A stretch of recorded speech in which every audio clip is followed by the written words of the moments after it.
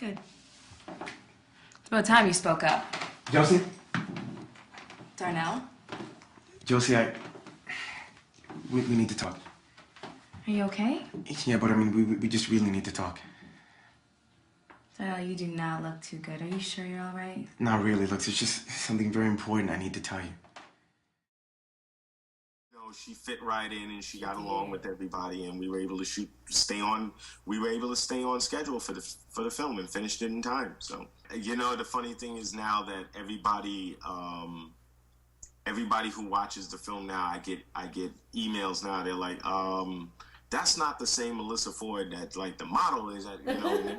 Yeah, that's the same. How did you pull that off? You know, I think people think of it as an impossibility that it couldn't happen. And I told him, I said, well, you know, sometimes people are in the right place at the right time. Right. And, you know, for whatever reason, she crossed my path at that point.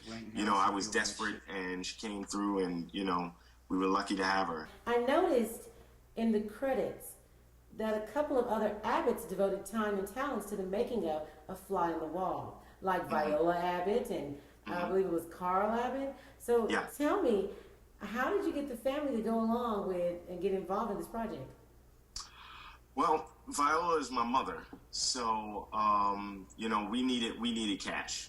You know, and just something. I mean, you can do stuff on low budget and sometimes on no budget, but you know, we needed to rent the equipment. We needed to get the tapes and everything, and you know, we were renting on the weekends because you can get 2 or 3 days out of the weekend for one price. So she, you know, she wasn't too happy about the decision at the time. You know, she was like, you actually should be at a job or something instead of doing this. But I'm like, I work enough to bring in to help make the film. So she donated some money to the film and helped out. And my brother, Carl, just being the ham that he is, he wandered in late. And he just showed up on set. He wasn't doing anything. He just wanted to hang around set. And then, of course, when Melyssa showed up, he wanted to stay around set. He didn't want to go anywhere. So we just kind of threw him into the film. We had him at the beginning. He's the guy, the tall guy that comes walking up the stairs, and periodically we just had him kind of wandering around the party and just this kind of background, just kind of fill in. When did you originally write the film, and how long did it ferment before going into film production? It's 2001 we shot it, so it had to have been around 2000 when I wrote the piece, because I was consistently just writing scripts. And I sat down, I wrote the piece out, and called up Tino. I said, come over, read this, tell me what you think. And he really liked it. He said, you know, let's really try to do something with this. Let's not just do basically what we had done the year before. We did this film called Goodbye, which literally, you know, just how things work out. Goodbye is literally Crash. It was we wrote this script. It was told into 3 stories where all 3 lives kind of intertwined, and we just couldn't get what we wanted out of that piece. So when I sat down and I wrote this one out, it took me about maybe 4 or 5 months to kind of write it out and hammer it out.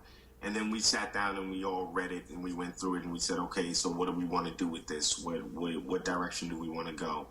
So right after that, we went out and we casted the film. And I think we went into rehearsals January of 2001.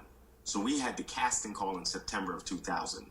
And then sort of a couple of months to kind of go through all of the photos, do the callbacks, find out who was actually serious about being in it. And it didn't really take long, you know, from writing it to actually sitting down and planning out the production schedule. It happened rather quickly. What's next for you on the film scene? The next piece that I'm working on is actually going to be probably a 5 to 10 minute short based on my last novel called The Dead Syndicate, which tells the story of an angel who is escaping hell. after being a spy for God. And the piece that we're going to be doing is supposed to bridge book 1 and 2 together. So what I'm doing is I'm basically, once we get this up and running and we're able to do what we need to do, we're going to shoot that and then release that later on this year as a companion to the book. I have too many stories I'm working on at one time. I'm Really? trying to figure out which one. I finished a vampire piece. I finished another young adult piece, and I was working on a murder mystery. So I haven't really figured out which of those 3 I'm going to devote my time to next. I guess once the play is done and everything is and my time is freed up, then I can kind of get back to the literary scene and work on those books. But for now, I'm not really sure which of those 3, but those are the 3 that I've been working on. So we just have to kind of wait and see as the year goes on which one I decide to come out with next. Well, we'll be waiting. All right, I want to touch also on Comic-Con. You're a Comic-Con fan. Can you tell me about it and how long you've been a Nerdfest participant? Well, wow. The Comic-Cons, I didn't grow up going to a lot of Comic-Cons. I went to a lot of horror conventions growing up because that was just I was really into horror.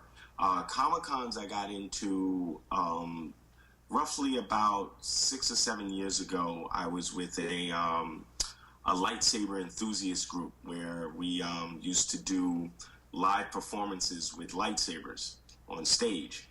And I started going to the cons and getting dressed up and doing these performances and everything. And then during the performances, we would do these segments where we would bring people up on stage.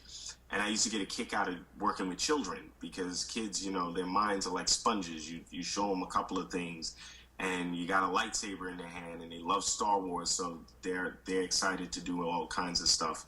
So I really got involved with working with children, doing those kind of things at the Comic-Cons. So, I mean, I don't go as often as I used to. And in the beginning, I was going 3 or 4 times a year to whichever one I could get to. And now I kind of reserve it to maybe 1 or 2 a year if I can get out there. I do kind of, you know, I still dress up for the conventions, but mostly now I try to network while I'm there as well and try to get to meet other artists and writers and things of that nature. So, yeah, I'm a huge Star Wars fanatic and a movie buff, so the Comic-Con just fell right into my lap, and I just fell in love with going. So that's my little sideburn of being a nerd. And then whose character did you dress up as with the patch? The most recent one I went as Nick Fury from the Avengers, the character that Sam Jackson is going to be playing. So that was the last Comic-Con I went dressed as his character. And usually I dress up as a Jedi. But this year, you know, with Avengers coming out and everything else, I decided to kind of switch it up and do that instead. So get a lot of fun out of that. My film mentors, and not necessarily in this order, were George Lucas, Steven Spielberg, Spike Lee, John Singleton, and Francis Ford Coppola. I did like Martin Scorsese. I came into mob films really, really late in life, so I enjoyed Martin Scorsese's. But those were the guys that, you know, especially Spike Lee when I was in high school and he was first coming out on the scene. He was the person that I most admired and I wanted to be with because we didn't really see too many of us making movies. So that kind of gave me the edge and the hope to go into the industry and do that sort of work. In terms of writers, it's extremely broad. It goes anywhere from Langston Hughes, Ralph Ellison, and then we go into Stephen King, Clive Barker, H.P. Lovecraft, who did a lot of fantasy fiction. And Peter Benchley, who wrote Jaws, I enjoyed his work before he passed away. So and of course I'm a big Harry Potter fan.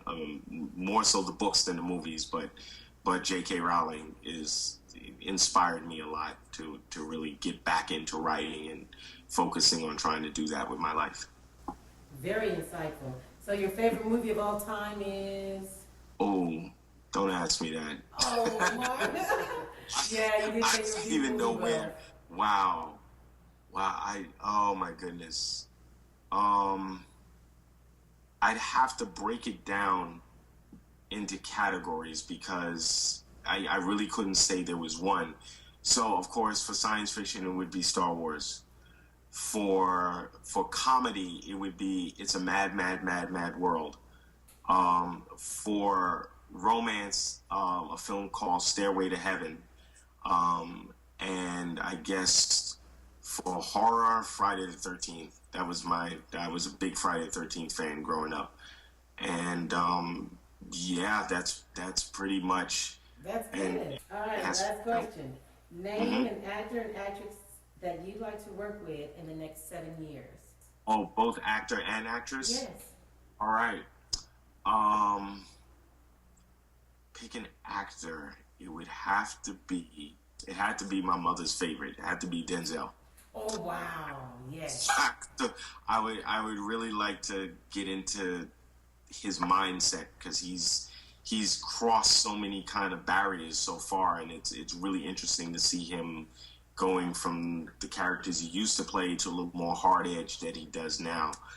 For actress, wow. And I'm throwing this one out here. Dame Judi Dench, who is playing Queen Elizabeth in Shakespeare in Love and is currently playing M in the James Bond films. I really enjoy her work. So somebody a little old school, to kind of learn the hard edge stuff from, and then somebody that I've kind of grew up watching with Denzel. I would love to work with those two. Oh, wow.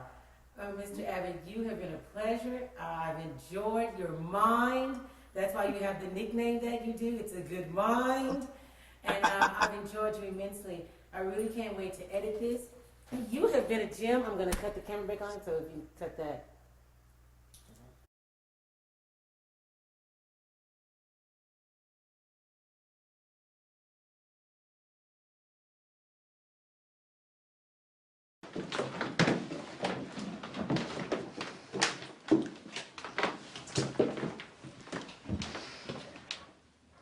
Well, it's about damn time. So when's our first date? I think we've been dating.